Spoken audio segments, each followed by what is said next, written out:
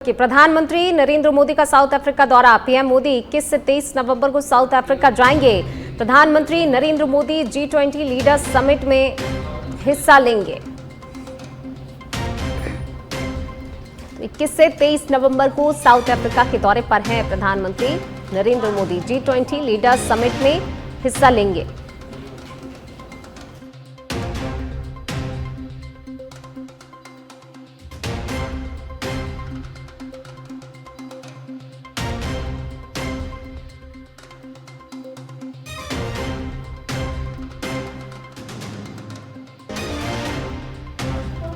प्रधानमंत्री Narendra Modi G20 leaders summit में हिस्सा लेने के लिए 21 से 23 नवंबर को साउथ अफ्रीका के दौरे पर रहने वाले हैं। ये 3 दिन का ये पूरा दौरा साउथ अफ्रीका का, और इस दौरान G20 समिट में हिस्सा लेंगे प्रधानमंत्री नरेंद्र मोदी।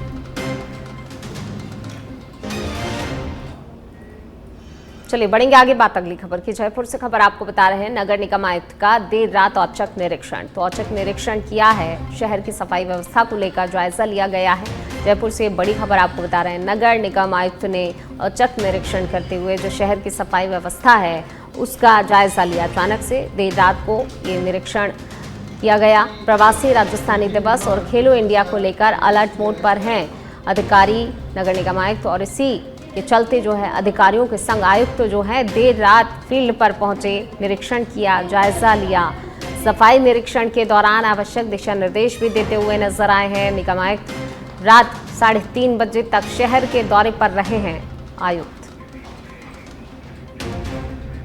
तो देखिए जिस तरीके से यहाँ पर प्रवासी राजस्थानी सम्मेलन होना है, इसको लेकर शहर में खास तौर से तैयारियां की जा रही हैं, लेकिन सफाई व्यवस्था को लेकर जो है किस तरीके की यहाँ पर तैयारियां, किस तरीके से सफाई व्यवस्था पर ध्यान दिया जा रहा है, उसको लेकर औचक निरीक्षण जो है निगम आयुक्त ने किया है, और आवश्यक दिशा निर्देश भी यहाँ पर दिए गए। देर रात यानी 3:30 बजे तक जो है शहर के अलग अलग इलाकों में दौरा करते हुए नजर आए हैं। देर रात ये औचक निरीक्षण किया गया, जायजा लिया गया किस तरीके की सफाई व्यवस्थाएं हैं, ठीक से काम जो दिशा निर्देश दिए गए वो हो रहा है या नहीं, तमाम चीज़ों को लेकर जो है यहाँ पर निरीक्षण किया गया, जायजा लिया गया, और जो चीज़ें या कहीं कोई कमी नज़र आई तो उसको लेकर आगे के लिए भी दिशा निर्देश दिए गए हैं कि किस तरीके से आगे जो है काम किया जाना चाहिए, काम में तेज़ी लाई जानी चाहिए। हर चीज़ को लेकर यहाँ पर बारीकी से दिशा निर्देश देते नजर आए अधिकारियों को। देर रात निरीक्षण पर निकले थे नगर निगम आयुक्त और औचक निरीक्षण किया, जायजा लिया सफाई व्यवस्था को लेकर, और भी कई चीज़ों को लेकर यहाँ पर बारीकी से जायजा लिया गया। उसके बाद आगे के लिए किस तरीके से काम किया जाना चाहिए, काम में तेज़ी लाई जानी चाहिए, इन तमाम चीज़ों को लेकर दिशा निर्देश भी दिए गए हैं। चलिए बढ़ते हैं आगे। रामदेवरा ग्राम पंचायत ने रुणेचा कुआ रोड पर विकसित रुणेचा नगर कॉलोनी में भूखंडों की नीलामी शुरू की है। कॉलोनी में कुल 300 से अधिक भूखंड हैं। पहले दिन 50, दूसरे दिन 30 भूखंडों का आवंटन पारदर्शिता के साथ किया गया। ग्राम पंचायत के सरपंच समंदर सिंह तंवर और ग्राम विकास अधिकारी चौथा राम के नेतृत्व में नीलामी कार्यक्रम संपन्न हुआ।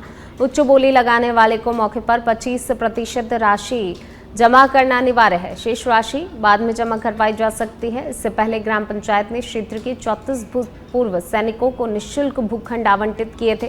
नीलामी स्थल पर रोजाना सैकड़ों लोग अपने सपनों का घर पाने के लिए पहुंच रहे हैं। कार्यक्रम 22 नवंबर तक जारी रहेगा। भूखंड लेने वालों को पूरी राशि जमा कराने पर पट्टा प्रदान किया जाएगा और कॉलोनी में सभी आधुनिक सुविधाएं भी उपलब्ध करवाई जाएंगी। बढ़ेंगे आगे बात बीकानेर की। बीकानेर में घूमर फेस्टिवल की धूम। डॉक्टर करणी सिंह स्टेडियम में 850 महिला प्रतिभागियों ने प्रतिभाग किया। एक साथ 18 मिनट का ये सामूहिक नृत्य घूमर को अंतर्राष्ट्रीय ख्याति दिलाने के लिए विशेष आयोजन किया गया। बीकानेर सहित सभी विधानसभा में एक साथ आयोजन किया जा रहा है। किशनगढ़ ग्रुप की विशेष प्रस्तुति भी जो है आकर्षण का केंद्र बनी। वहीं महिला प्रतिभागियों में दिखा जबरदस्त उत्साह। डीसी विश्राम मीणा, विधायक विश्वनाथ मेघवाल, बीजेपी जिलाध्यक्ष श्याम पंचारिया, सुमन छाजेड़ सहित कई लोग जो हैं इसमें शामिल हुए। तो देखिए घूमर फेस्टिवल 2025 का भव्य आयोजन यहाँ पर किया गया था। राज्य के 7 संभागों में घूमर वैसे भी ख्याति प्राप्त नृत्य है, लेकिन इसे और अधिक पहचान दिलाने के लिए, विश्व स्तर पर पहचान दिलाने के लिए भव्य आयोजन जो है किया गया और यहाँ पर बड़ी संख्या में महिलाओं ने प्रतिभाग किया। कर्मचारी महासंघ ने प्रशासनिक प्रताड़ना पर चिंता जताई है। जी हां, मुख्यमंत्री और मुख्य सचिव के नाम ज्ञापन सौंपा गया है। ज्ञापन सौंपकर कार्रवाई जो है तनाव और प्रताड़ना के कारण बढ़ती है, इसको लेकर आत्महत्या की घटनाओं पर चिंता भी व्यक्त की गई है। भीनमाल में अखिल राजस्थान राज्य कर्मचारी महासंघ ने कर्मचारियों पर हो रही प्रशासनिक और मानसिक प्रताड़ना को गंभीर मुद्दा बताया। गंभीर मुद्दा बताते हुए मुख्यमंत्री और मुख्य सचिव के नाम ज्ञापन सौंपा गया है। महासंघ ने कहा है कि बढ़ती तनावपूर्ण परिस्थितियां और आत्महत्या की घटनाओं को देखते हुए सरकार को तुरंत ही हस्तक्षेप करना चाहिए। कर्मचारी संघ ने तहसीलदार भीखदान चारण को ज्ञापन सौंपते हुए बताया कि कई विभागों में अधिकारियों द्वारा अनावश्यक दबाव और दुर्व्यवहार के कारण कर्मचारी मानसिक तनाव में हैं। महासंघ ने मांग रखी है कि प्रताड़ना के मामलों की उच्च स्तरीय जांच की जाए, दोषी अधिकारियों पर कठोर कार्रवाई हो, कर्मचारियों के लिए मेंटल हेल्थ सपोर्ट और हेल्पलाइन की व्यवस्था की जाए और कार्यस्थल पर सम्मानजनक एवं सुरक्षित वातावरण सुनिश्चित किया जाए। संघ के ब्लॉक अध्यक्ष सत्यप्रकाश बिश्नोई ने कहा कि कई कर्मचारी तनाव के चलते जीवन को खतरे में डाल रहे हैं। महासंघ ने चेतावनी दी है कि यदि मांगों पर जल्दी कार्रवाई नहीं हुई तो आंदोलन तेज किया जाएगा।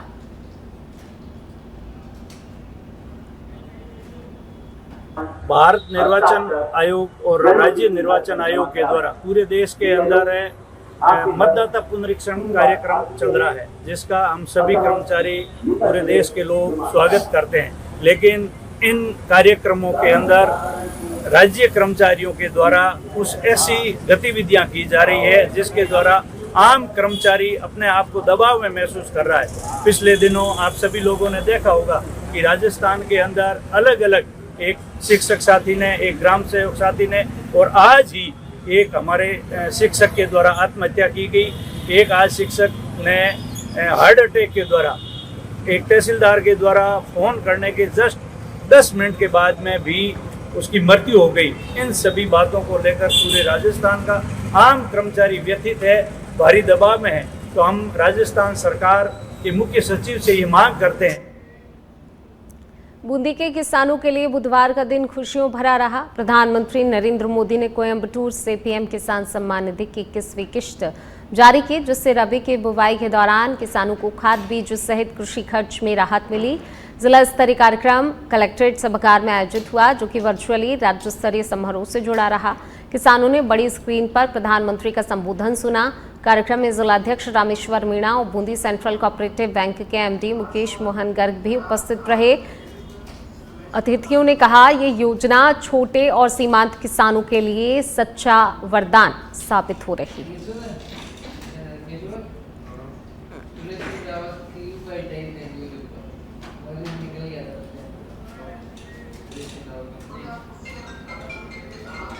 झुंझुनू जिले में SIR 2026 के तहत 5.49 लाख कुल 5,49,528 गणना प्रपत्रों का डिजिटलाइजेशन पूरा किया गया है। जिला निर्वाचन अधिकारी डॉक्टर अरुण गर्ग ने बताया कि झुंझुनू में 95,436, नवलगढ़ में 79,723, खेतड़ी में 67,101, मंडावा में 81,714, पिलानी में 80,949, उदयपुर वाटी में 72,749 और सूरजगढ़ में 71,856 प्रपत्र डिजिटाइज्ड किए गए हैं। उन्होंने कहा कि झुंझुनू जिला प्रदेश में इस कार्य में 5वें स्थान पर है और उन्होंने युवाओं को भी इसमें सक्रिय रूप से जोड़ने की बात भी कही है। बेहतर कार्य करने वाले BLO को गणतंत्र दिवस पर जिला और उपखंड स्तर पर सम्मानित भी किया जाएगा। वहीं डॉक्टर गर्ग ने मतदाताओं से अपील की है कि वे अपने गणना प्रपत्र भरकर समय पर BLO को उपलब्ध कराएं। तो देखिए, युवाओं को भी मोटिवेट किया जा रहा है इसके लिए कि समय पर जो है अपने गणना प्रपत्र भरें। SIR 2026 के लिए 5,49,000 प्रपत्र जो है भरे गए हैं। SIR के लिए हमने सभी प्राप्त फॉर्म वितरित कर दिए हैं और लगभग 30% फॉर्म कलेक्ट करके हमने डिजिटाइज भी कर दिए हैं और ऑनलाइन में राज्य में 5वां हमारा स्थान है। और ऑनलाइन भरने के लिए हमने प्रयास किया है कि जो जितने भी कॉलेजेस यहाँ पे हैं उन सभी में हम रिपीटेड मैसेज करा रहे हैं, क्योंकि वो बच्चे ऐसे हैं जो मोबाइल का अच्छे से उपयोग करते हैं, तो स्वयं का और परिवारजन का भर सकते हैं। साथ ही 11-12 के स्कूल्स हैं, वहाँ भी प्रार्थना सभा में हम ये मैसेज करवा रहे हैं कि ज़्यादा से ज़्यादा बच्चे अपने परिवारजन के फॉर्म ऑनलाइन भराएं। हमने NIC से वीडियो बना के भी जारी किया है कि किस प्रकार ऑनलाइन सुलभता से भर सकते हैं, और जो अन्य तबके समाज के उनको भी हम ये बार बार आग्रह कर रहे हैं कि अधिकतर लोग ऑनलाइन फॉर्म भरे। इसमें एक समस्या ये आ रही है कि ऑनलाइन तभी भर पा रहा है जब वोटर लिस्ट में और आधार में नाम समान हो, और चूंकि पहले वोटर लिस्ट में सरनेम नहीं हुआ करता था, तो उस कारण गुड़ागोड़जी में किराना दुकान में आग लगने के 2 वर्ष पुराने प्रकरण में जिला एवं सेशन न्यायाधीश दीपक गुर्जर ने अजय कुमार उर्फ चिमन और कमल उर्फ कमलेश को दोषी मानते हुए 10-10 वर्ष के कठोर कारावास और 50-50 हज़ार रुपए के जुर्माने की सजा सुनाई है।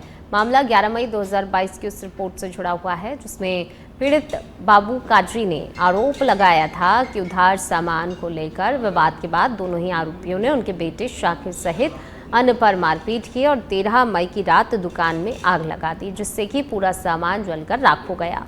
लोक अभियोजक रामावतार ढाका ने अदालत में 15 गवाहों के बयान और 19 दस्तावेजी साक्ष्य प्रस्तुत किए, जिनके आधार पर अदालत ने दोनों को ही आगजनी और संबंधित धाराओं में दोषी करार देते हुए सजा सुनाई है। ये एक रिपोर्ट दर्ज हुई थी 13/5/2022 को गुड्डागोड़जी थाने में, कि जिसमें अंतर्गत धारा 451, 423/34, 425/34, 504/34 और 436/34 में भारतीय दंड संहिता के अनुसार, जिसमें परिवादी की दुकान चलाता था, उसकी दुकान पे आके मारपीट करना और उसकी दुकान में रात्रि को आगजनी करना, उसके भारी नुकसान करवाया गया था। जिसमें गुड्डागोड़जी पुलिस ने अपनी जांच में आरोप पत्र पेश किया, जो 23 जनवरी 2023 को पेश हुआ था। उसके बाद में ये फाइल यहाँ सेशन न्यायालय में कमिट होके आई। यहाँ पे मेरे द्वारा 15 गवाह करवाए गए और 19 दस्तावेज प्रदर्शित करवाए गए। इनका अवलोकन करके माननीय श्रीमती दीपा जी गुर्जर जिला सेशन न्यायाधीश ने इनका अवलोकन करके इनके आरोप साबित माना और उन आरोप को के अनुसार अभियुक्त अजय कुमार उर्फ चिमन पुत्र रामावतार एवं कमल पुत्र रामचंद्र निवासी गुड्डागोड़जी पुलिस थाना गुड्डागोड़जी को भारतीय दंड संहिता की धारा 451 के आरोप से 1 वर्ष के कठोर कारावास व 2000 रुपये के अर्थदंड से दंडित किया गया। अदम अदायगी पे 6 माह का।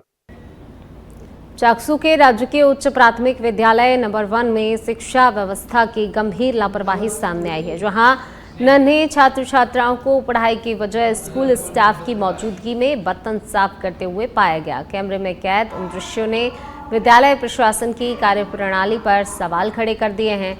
मामले पर सवाल पूछे जाने पर ना तो स्कूल प्रबंधन कोई संतोषजनक जवाब दे सका और ना ही संस्था प्रधान सामने आए, जिससे ये चिंता और ज़्यादा गहरी हो गई है कि क्या बच्चों से इस तरह मजदूरी करवाना ही आदर्श विद्यालय की परिभाषा बनता जा रहा है।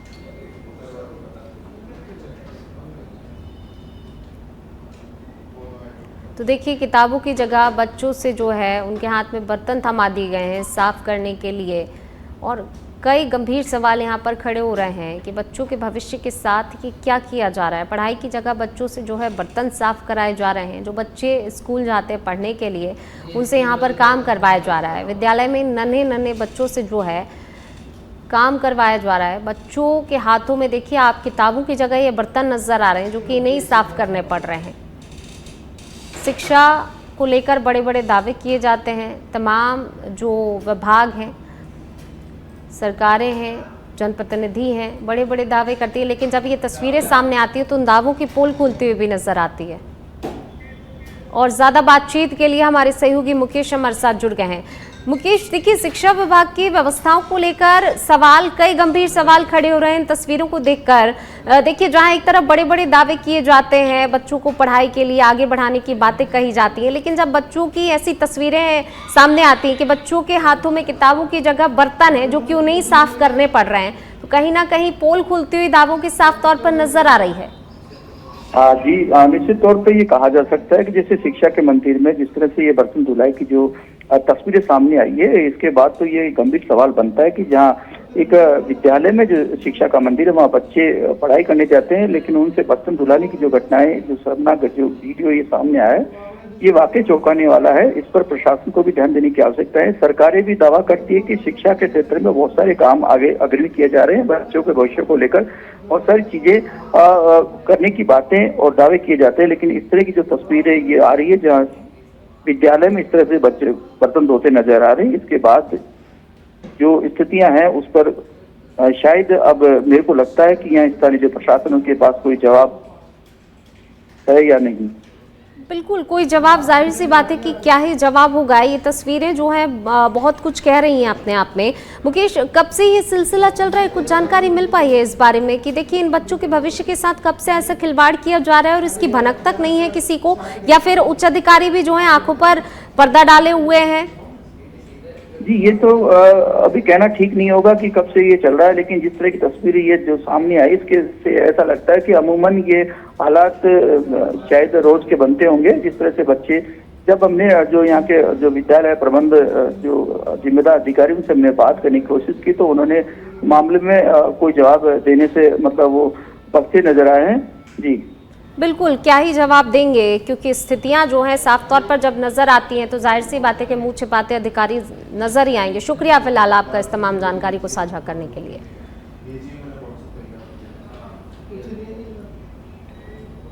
चलिए बढ़ेंगे आगे। सुकमा बस्तर से बड़ी खबर, जहां पर नक्सलवाद की दुनिया का कुख्यात चेहरा माने जाने वाला मारवी हिडमा सुरक्षा बलों के साथ आंध्र प्रदेश के मारेदुमिल्ली जंगल में हुई मुठभेड़ में ढेर कर दिया गया। झीरम घाटी हमले का ये मास्टरमाइंड था और 1 करोड़ रुपए का इनामी हिडमा लंबे समय से सुरक्षा एजेंसियों की सबसे बड़ी चुनौती माना जाता था।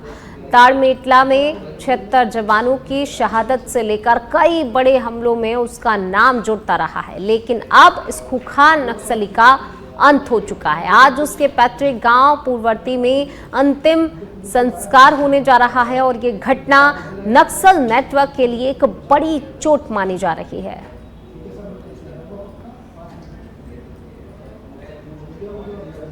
एक करोड़ का था ये इनामी जिसे ढेर कर दिया गया। नक्सली का मास्टरमाइंड जो है हिडमा को ढेर कर दिया गया और अब उसके पैतृक गांव में अंतिम संस्कार किया जाएगा।